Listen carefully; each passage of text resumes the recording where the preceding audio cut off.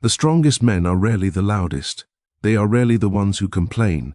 They are the ones who carry everything and say nothing. From the outside, they look immovable, reliable, dangerous when provoked, calm under pressure. Others lean on them. Families depend on them. Nations are built on their backs. But inside, something else is happening. Strength, when misunderstood, becomes a prison. In ancient Japan, young samurai were taught early that physical toughness was meaningless without internal regulation. Yet most modern men learn the opposite. They are taught to endure endlessly, to absorb pain, to suppress emotion, to man up and keep going. This is where the fracture begins. The strongest men break first because they never stop carrying the load. They do not ask for relief. They do not release pressure. They do not express weakness, because weakness feels like betrayal. A samurai understood something modern men ignore. A blade that never leaves the fire will melt. Strength is not the ability to endure endlessly. Strength is the ability to endure wisely. The men who appear strongest often place themselves last. They become the emotional foundation for everyone else. Their value becomes tied to usefulness, control, and reliability. Slowly, silently, their identity collapses into obligation, and obligation is heavy. In the samurai era, warriors trained in combat, but they also trained in stillness, in silence, in detachment, because they knew the mind fractures before the body does. A man who never rests his spirit is already bleeding. He just doesn't see it yet. This is why the strongest men break first, not because they are weak, but because they refuse to be human. They suppress grief. They swallow anger. They deny fear. Pressure accumulates. Stress compounds. Identity hardens. And then one day, something small breaks them. Not the battle, not the enemy, not the hardship. A single failure, a single loss, a single moment of disrespect. And suddenly the dam collapses. The samurai warned against this state. They called it the rigid heart. A heart that cannot bend will snap when struck. True warriors did not chase constant hardness. They respected cycles, tension and release, effort and recovery, discipline and mercy. Modern men chase only one mode: endure. That is not strength. That is slow self-destruction. The strongest men break first because they confuse silence with control and endurance with mastery. But mastery begins when a man understands his limits and respects them, and this is only the beginning. Endurance is praised as a virtue, but the samurai knew something most men learn too late. Endurance without wisdom is decay. There is a point where persistence stops being strength and starts becoming violence. Violence turned inward. The strongest men are taught to endure everything: hunger, fatigue, humiliation, loneliness, loss. They wear suffering like armor, and for a while it works. They outlast others, they rise, they earn respect. But what no one tells them is this: endurance has a limit, even when the body survives.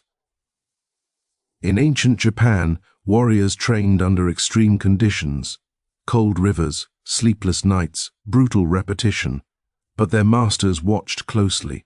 When a student crossed from discipline into obsession, the training stopped. Why?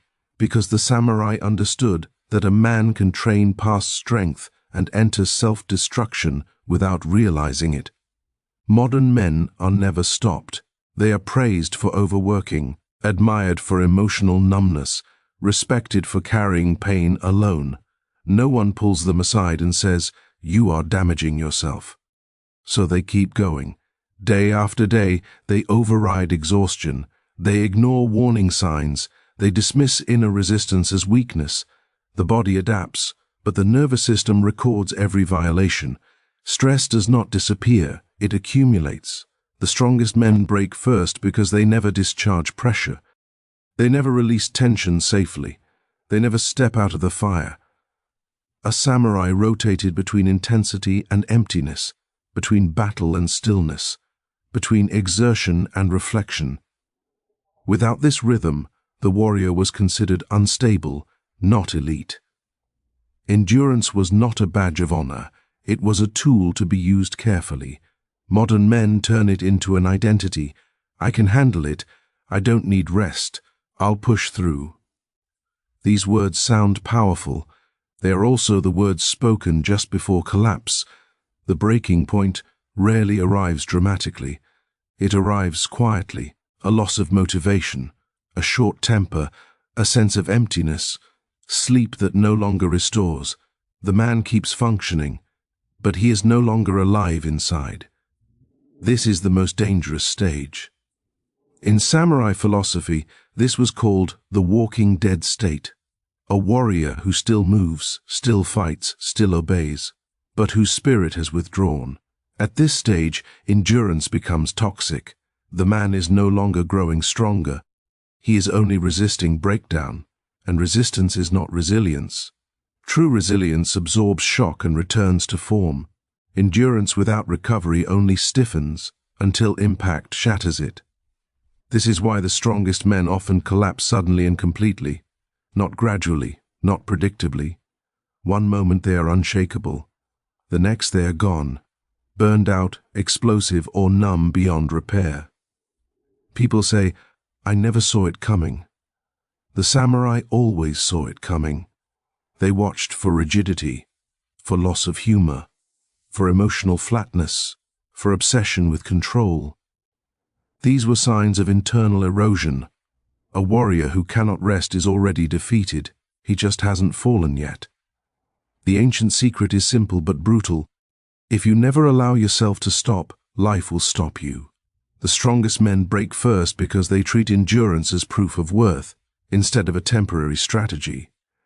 But the samurai did not worship endurance. They worshipped balance. And balance is what separates the warrior who survives from the one who burns out in silence. The samurai did not seek suffering, they measured it. This is the secret most modern men never learn. Suffering is only valuable when it is controlled. Uncontrolled suffering weakens the spirit. Controlled suffering forges it. Ancient samurai masters were ruthless, but never careless. Every hardship had a purpose, every trial had a limit. When the lesson was learned, the suffering ended. Modern men do the opposite. They suffer without structure. They endure without meaning. They punish themselves without direction, and they call it strength. In the dojo, suffering was precise. A student would hold a stance until his legs burned, but not until his joints failed. He would spar until exhausted, but not until his reflexes dulled. Training stopped before damage, not after collapse. Why? Because the samurai understood that damage does not build warriors, recovery does. Pain was information, not a badge of honor. Today, men ignore this law. They push through emotional pain, mental exhaustion, spiritual emptiness, without boundaries. There is no master to pull them back, no ritual to close the wound, no silence to let the nervous system reset. So suffering leaks into everything. Work becomes punishment, discipline becomes self-hatred, silence becomes isolation. The samurai practiced something radically different, intentional suffering followed by intentional release. After brutal training came stillness, after battle came tea, after death came poetry. This was not softness, it was survival. A warrior who never releases tension becomes unpredictable, dangerous to himself and others. That man was not trusted with a blade. The deepest samurai secret is this: a man must choose his suffering, or suffering will choose him. Controlled suffering has 3 rules. First, suffering must be temporary. There was always an end point, a signal, a bow, a breath. Second, suffering must serve mastery. If pain did not sharpen awareness, it was removed. Third, suffering must be followed by integration, reflection, stillness, meaning. Modern men break these rules daily. They wake already tense. They grind through the day numb. They fall asleep exhausted, but unrestored. There is no boundary, no container, no release. The samurai container was ritual. Ritual told the body when to fight and when to stand down. It taught the nervous system safety, even in danger. Without ritual, the strongest men live in permanent alertness, always on guard, always braced for impact. This is why they age faster, why joy fades, why anger spikes without warning. Their nervous system never returns home.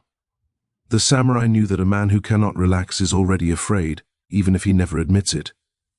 Strength without softness is not power. It is armor fused to flesh, and armor that cannot be removed becomes a coffin. The warrior who survives is not the one who suffers the most, but the one who knows when suffering has done its job. This is why the strongest men break first. They never learned the rule of controlled suffering.